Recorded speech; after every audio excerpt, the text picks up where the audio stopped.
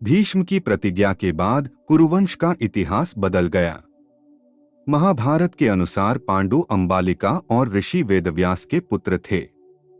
वे पांडवों के धर्मपिता और धृतराष्ट्र के छोटे भाई थे। धृतराष्ट्र के अंधे होने के कारण पांडु को हस्तिनापुर का शासक बनाया गया।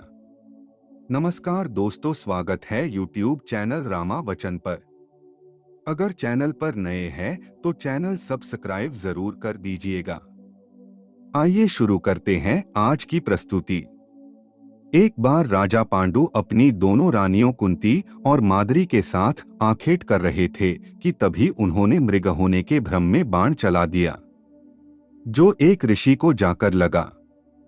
उस समय वह ऋषि अपनी पत्नी के साथ सहवास कर रहे थे और उसी अवस्था में उन्हें बाण लग गया। इसलिए उन्होंने पांडु को श्राप दे दिया कि जिस अवस्था में उनकी मृत्यु हो रही है, उसी प्रकार जब भी पांडु अपनी पत्नियों के साथ सहवासरत होंगे तो उनकी भी मृत्यु हो जाएगी।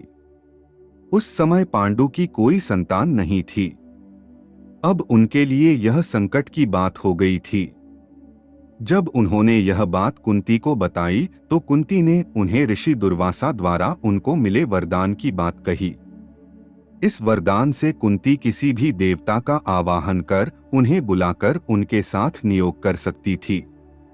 पांडु मान गए। तब कुंती ने एक एक कर कई देवताओं का आवाहन किया। इस प्रकार माद्री ने भी देवताओं का आवाहन किया। तब कुंती को 3 और माद्री को 2 पुत्र प्राप्त हुए, जिनमें युधिष्ठिर सबसे ज्येष्ठ थे।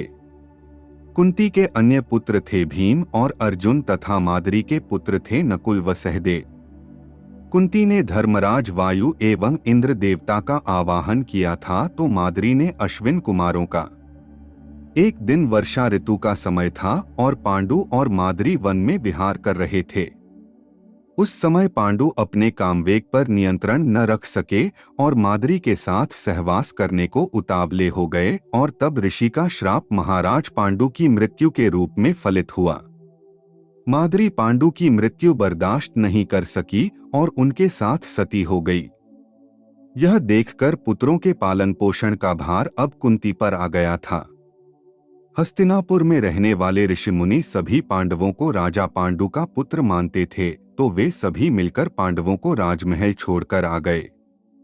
कुंती के कहने पर सभी ने पांडवों को पांडु का पुत्र मान लिया और उनका स्वागत किया।